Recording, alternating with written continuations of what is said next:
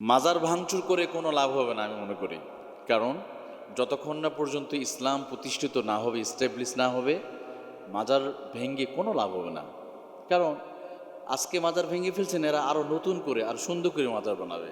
কিন্তু ইসলামিক দল যখন ক্ষমতা থাকবে, যখন পার্লামেন্টে টুপিওয়ালারা যখন থাকবে, অটোমেটিকলিভাবে ওই ভূখণ্ডে, ওই রাষ্ট্রের ভিতরে কোনো শিরকিয়াত, কোনো বিদাত চলবে না। প্রকাশ্যে যেখানে শিরিক চলবে, অনৈতিক কাজ হবে, যেখানে গাঁজা টানবে, মদ খাবে, এটা ইসলামিক রাষ্ট্রের ভিতরে হতে দিবে না।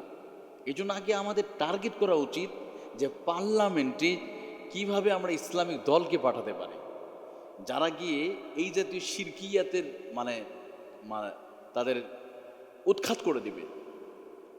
বরং এটা নিয়ে ভেঙে কোনো লাভ হবে না, বরং তারা আরও সুযোগ পেয়ে ইসলাম, কোরআন, হাদিস এগুলোর বিরুদ্ধে অপপ্রচার করার চেষ্টা করবে আরও, এবং আলেম ওলামাদের বিরুদ্ধে আরও অপপ্রচার করার চেষ্টা করবে।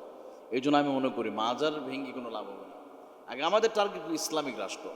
কারণ ইসলামী রাষ্ট্র যদি কায়েম হয়ে যাবে, তখন কোরআনে ওই আয়াত বিল পাস হয়ে যাবে।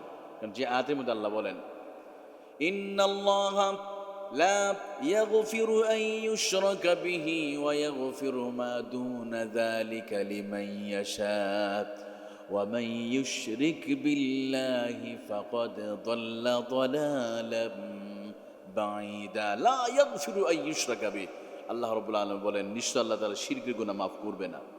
যেখানে পায়ে সেজদা হয়, মাজারে সেজদা হবে, কোরআনে আয়াত স্পষ্ট। তো এই সমস্ত আকড়াগুলো ভেঙে টুকরো টুকরো করে দেওয়া হবে, এগুলো থাকবে না। কিন্তু কারা করবে? এই জন্য আপনি পার্লামেন্টে টুপিওয়ালাদের পাঠান, আপনি ওখানে ভালো মানুষদেরকে পাঠাতে হবে। আজকে মাজারগুলো ব্যবসা তো করে এই তথাকথিত রাজনীতিবিদরাই। এই যে ঢাকার শাহালি যে মাজার আছে মিরপুরে, লক্ষ কোটি কোটি টাকা বিজনেস হয় এখানে, স্থানীয় রাজনীতিবিদরা এটা কন্ট্রোল করে।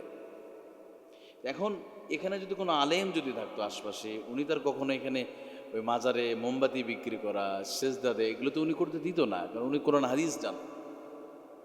এই জন্য আমি মনে করি পার্লামেন্টে এক টুপিওয়ালাদেরকে যাওয়া লাগবে, আলেমুল আমাদেরকে যেতে হবে। তাহলে অটোমেটিকলিভাবে সমাজে গাঁজা বন্ধ হয়ে যাবে, মদ বন্ধ হয়ে যাবে, চুরি বন্ধ হয়ে যাবে।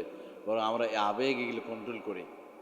অনেক কিছু কিছু আবেগ যেটা বিপদ ডেকে আনে, অন্যদেরকে আমরা সুযোগ করে দিচ্ছি কথা বলার। যারা কোরআন বিদ্বেষী, ইসলাম বিদ্বেষী, তারা আরও সুযোগ পেয়ে যায় আলেমুল আমাদের বিরুদ্ধে কথা বলার। এই জন্য আমাদেরকে কৌশলী হতে